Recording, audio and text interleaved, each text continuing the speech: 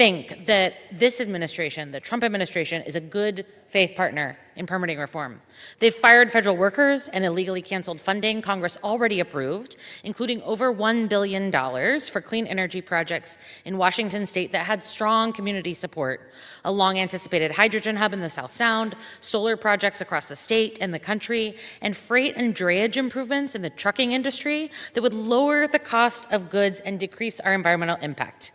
We could have been lowering costs, and we could have done it in partnership with environmental leaders, community leaders, and You just witnessed a freshman Congresswoman, Emily Randall, standing on the floor calling out the most brazen display of authoritarian power we have seen in modern American governance, and the stunning revelations keep pouring in by the hour because the Trump administration acknowledged in a court filing this week that a decision to cut energy grants during the government shutdown was influenced by whether the money would go to a state that tended to elect Democrats statewide or nationally. They literally admitted it in court. They put it in writing that this was political retribution masquerading as fiscal policy, and what Representative Randall is describing isn't just garden-variety governmental dysfunction or bureaucratic inefficiency or partisan bickering over budget priorities, but something far more sinister and structurally threatening to the constitutional order itself, because the Trump administration is canceling $7.6 billion in grants that supported hundreds of clean energy projects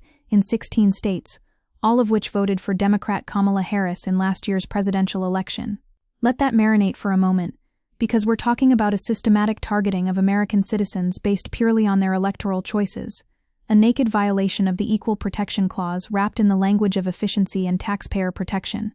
And you heard Randall talk about that $1 billion for Washington state specifically, the hydrogen hub in the South Sound that had strong community support, that brought together environmental leaders and tribal nations and workers who desperately need those jobs, solar projects that would have decreased energy costs for families struggling under the weight of inflation that this very administration claims to care about, freight and drayage improvements in the trucking industry that would simultaneously lower the cost of goods and reduce carbon emissions, all of it vaporized, not because these projects failed any legitimate review process, but because the people of Washington state had the audacity to vote for the wrong candidate. And we need to zoom out here because by the end of 2025, some 317,000 federal employees will be out of the government. According to the Office of Personnel Management, over 300,000 public servants systematically purged, and many of them were told they were being fired because of poor performance, even though it wasn't true. And in fact,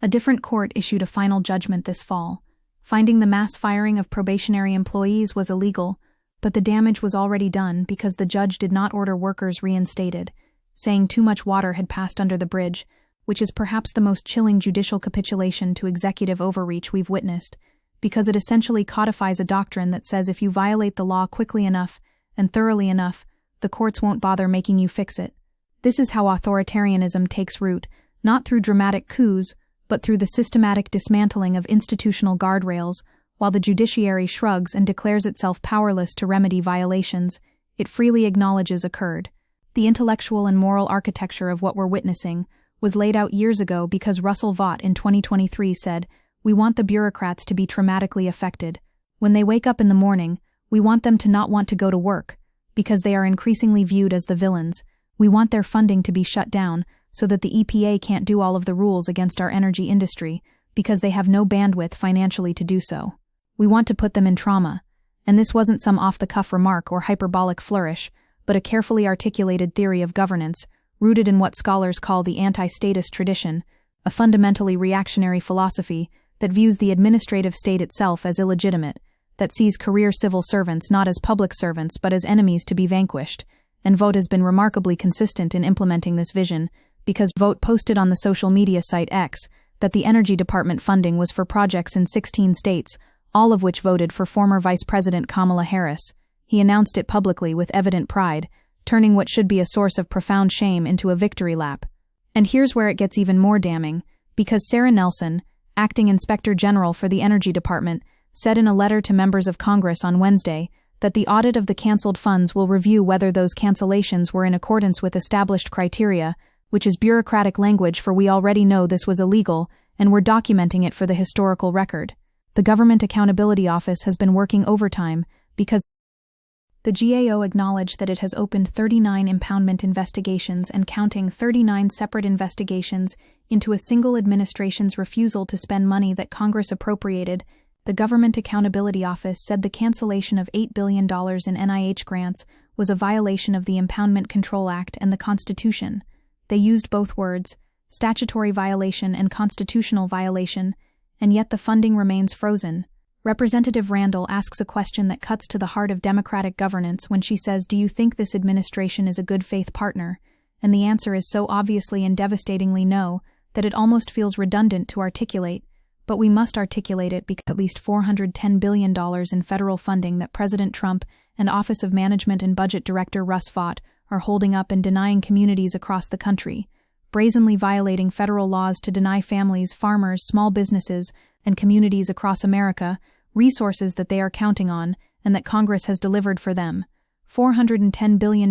let that number sink into your consciousness. That's not a rounding error or a temporary administrative delay, but a wholesale negation of congressional authority, a unilateral assertion of executive power that would make even the most ambitious interpretations of Article 2 blush with shame. The legal framework here is actually crystal clear, because as courts held repeatedly when President Nixon tried to withhold funds from programs with which he disagreed, the executive branch has no authority to impound funds. We litigated this in the 1970s. We passed the Impoundment Control Act specifically to prevent this exact abuse, and the Impoundment Control Act of 1974 makes this plain and establishes limited procedures the president can and must follow to propose delaying or rescinding enacted funding, procedures Trump has not sought to use because he doesn't feel bound by them, because the entire project here is to establish that presidential power is essentially unlimited when it comes to the execution of laws with which the president disagrees, which is a theory of governance so fundamentally at odds with constitutional democracy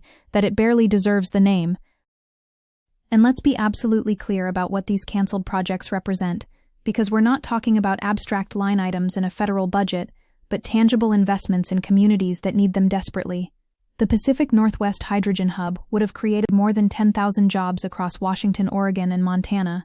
These are good-paying manufacturing and construction jobs in an economy where working families are struggling, and the hub was created to produce clean hydrogen using the region's renewable energy resources, with projects spanning Washington, Oregon, and Montana, and represented exactly the kind of forward-looking infrastructure investment that bipartisan commissions and think tanks and economic development councils have been calling for. And it's being killed not because it failed any cost-benefit analysis, but because the wrong people voted for it. The same pattern repeats across every sector, because the announcement about NSAR is the latest in a series of Trump administration efforts to curtail climate research and cancel clean energy projects, and President Trump has called climate change a hoax and a con job, ignoring scientists' widespread consensus, and now the Trump administration plans to break up Colorado's National Center for Atmospheric Research, NSAR, the largest federal climate research lab. They're not just canceling future projects but dismantling existing research infrastructure that took decades to build,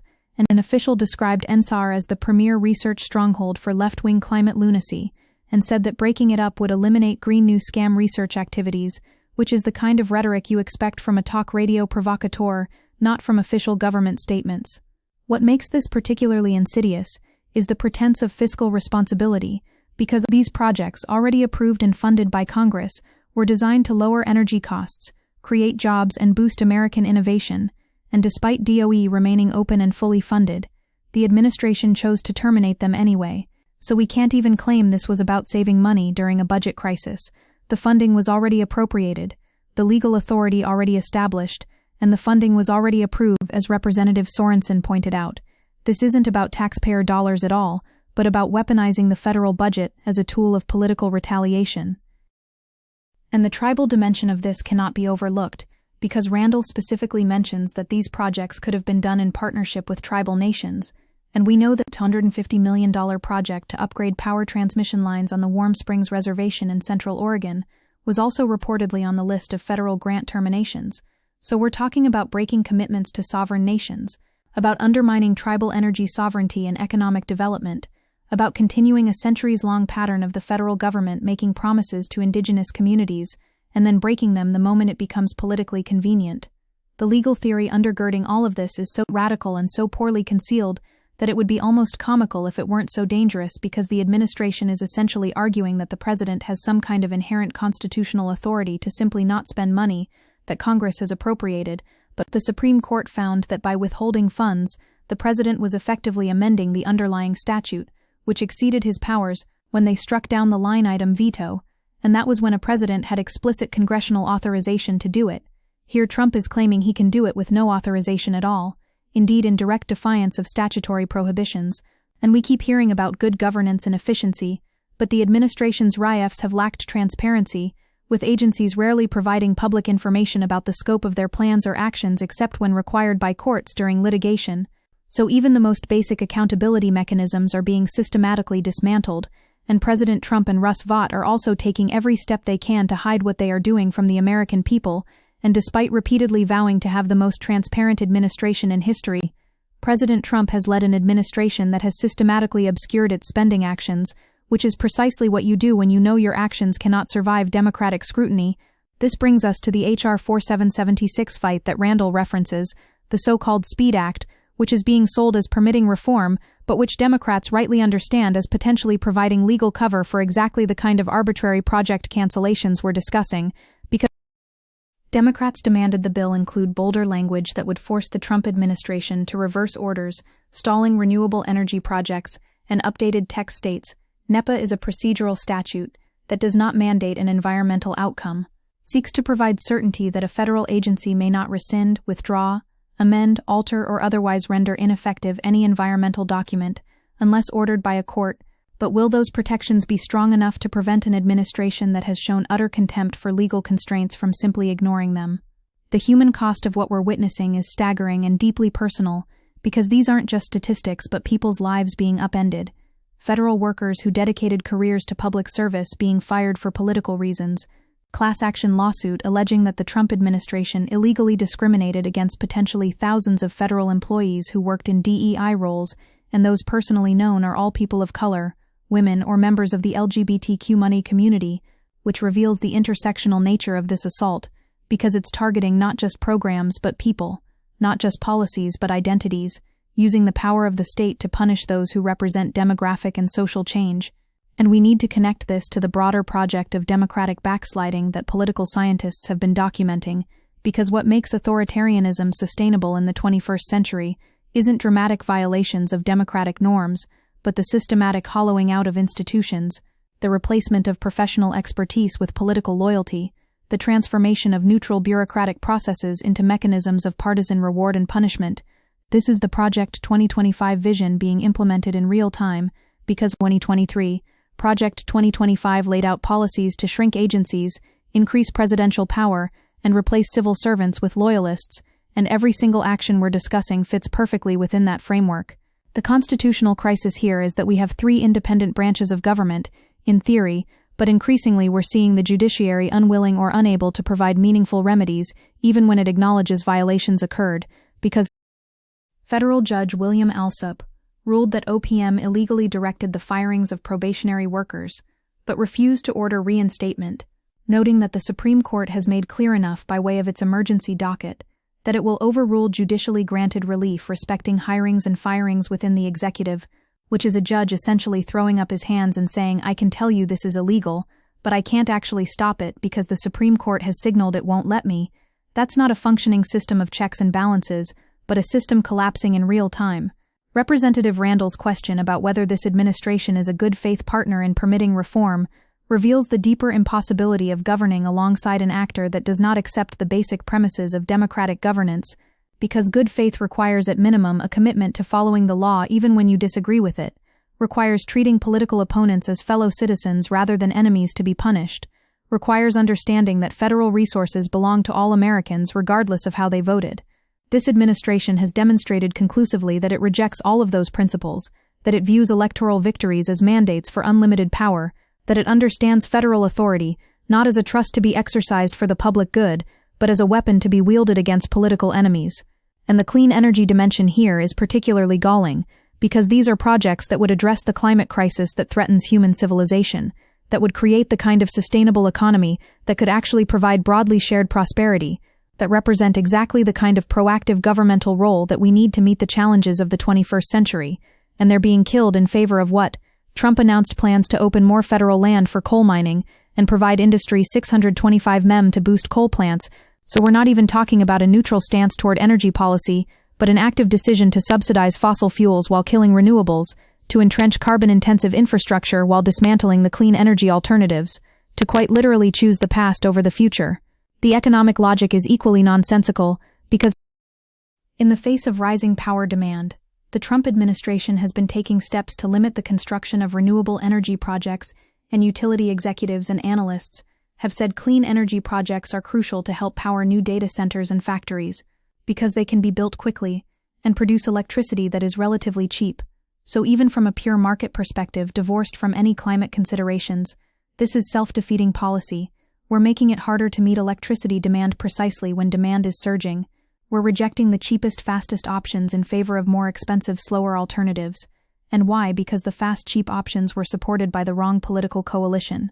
This is what Representative Randall means when she talks about could have been lowering costs, and could have done it in partnership with environmental leaders and community leaders and tribal nations. She's articulating an alternative vision of governance rooted in coalition building and stakeholder engagement and technocratic competence, and watching that vision being systematically dismantled by an administration that views expertise as threatening and coalition building as weakness and technocratic competence as somehow incompatible with political legitimacy. The tragedy is that we know how to build a sustainable energy system, we have the technology and the expertise and increasingly the political will, and we're watching that possibility being strangled in its crib by an administration that cannot conceive of governance as anything other than domination.